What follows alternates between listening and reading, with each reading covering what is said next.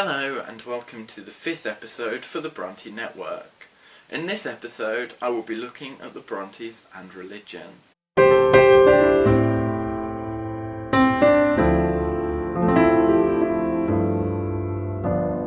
As the family of a clergyman, one might expect the Brontës to have had a fairly conventional religious upbringing, and this is certainly true to a large extent.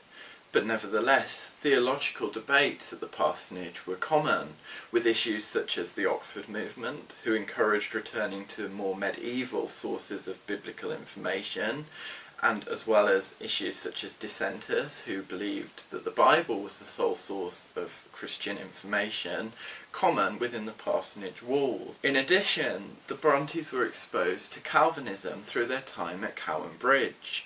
And as the critic Steve Davies writes, the greatest predator on the Brontë family was not consumption, but Calvinism. This is a somewhat melodramatic statement, but nevertheless is one that is worth exploring. Cowan Bridge School for Clergymen's Daughters was run by William Carus Wilson, a stern Calvinist who, as Claire Harmon writes in her biography of Charlotte Brontë, Wilson was an avid promoter of his own bracing brand of Christianity and published a magazine called The Children's Friend, full of hellfire and horror, in which God was quite likely to strike a child dead mid-tantrum to prove how high the stakes were conduct-wise.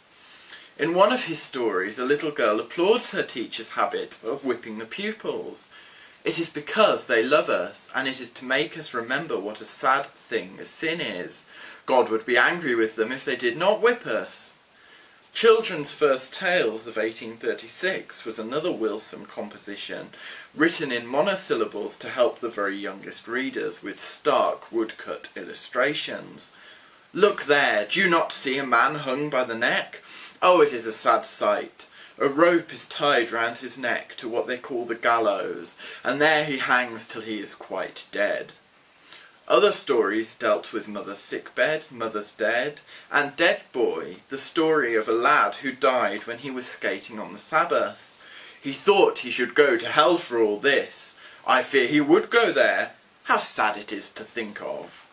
Calvinism was formed in the 16th century by the Protestant reformer Jean Calvin from France, and it promoted the idea of predestination, that one is destined at one's birth to either go to hell or heaven, and nothing one does in this life will affect that outcome. I really recommend reading James Hogg's Confessions of a Justified Sinner to get an insight into the Calvinist mind.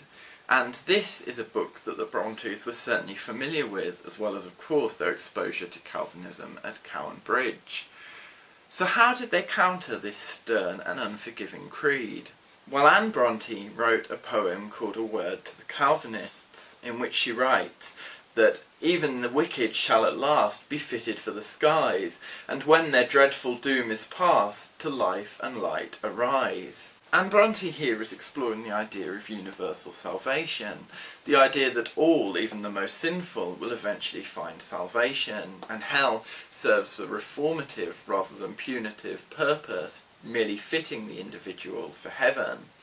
This is in some ways the opposite to Calvinistic teaching, which preaches that all who are damned will be damned no matter what they do in this life. And indeed it is not only in this poem, but in a large portion of Anne Brontë's poetry that one can find anti-Calvinist sentiments. As Mick Armitage writes, the Brontës waged war on Calvinism throughout their lives. And indeed, the idea of universal salvation emerges once again in Anne Brontë's book The Tenant of Wildfell Hall, with Arthur's deathbed scene featuring Helen begging him to repent so that he may achieve salvation. So far from a Calvinist idea that Arthur is unable to do anything to aid his salvation, Helen strongly believes that he is able to influence his place in heaven. In a similar way, looking at Charlotte Bronte's novel Jane Eyre and the character of Helen Burns, we are likewise presented with a faith and an insight in universal salvation. In contrast, looking at St. John Rivers, we are presented with a Calvinist who is stern and unforgiving, Likewise, Joseph in Emily Bronte's Wuthering Heights is given to signify Calvinism. So throughout the Brontes' novels, we are shown that Calvinism is an arrogant belief system which believes oneself elected up to heaven above one's neighbours. Charlotte Brontë in general seems tolerant to other sects of Christianity, labelling those who dislike dissenters as bigoted, intolerant and wholly unjustifiable. It is worth remembering that the Brontes welcomed Aunt Branwell into the parsonage. As a Methodist, she was somewhat different to the Anglican Brontë family, but nevertheless the fact that they embraced her presence reveals the religious tolerance and freedoms that the Brontes encouraged. The one noticeable exception to Charlotte Bronte's toleration was the Catholics, whom she detested. And indeed, it was a source of concern for her upon her trip to Brussels that she would be spending so much time with her enemy. But despite this, during her time in Belgium, she actually went to confession with a Catholic priest, a sign of how desperate she had become at the time of her infatuation with Professor Aguirre. Marianne Tourmalin also recognises Charlotte Bronte's acceptance of differing Christian creeds, quoting Charlotte Bronte's letter to Ellen Nussey, in which she writes, "Some rays from the Shire of truth pierce the darkness of this life and world, but they are few and scattered, and who without presumption can assert that he has found the only true path upwards?" So from this letter we are given an insight into Charlotte Bronte's mind, that she recognises that the rays of God's truth fall in multiple different places, and that therefore it is unsurprising there are multiple religious sects of Christianity interpreting these truths in different ways, and she is open to this idea. Emily Brontë seems to have had a far more personal relationship with God, keeping her religious views largely to herself. Some critics have felt that Emily was an atheist, whilst others have interpreted her as Blake-like, a visionary who saw heaven from earth. Well, whether either one of these is true, we will probably never know, but there is an interesting quote from Emily in which she agrees with Charlotte Bronte's friend Mary Taylor that my religion is between God and me. In contrast again, Branwell seems to have had a more dynamic relationship with the church.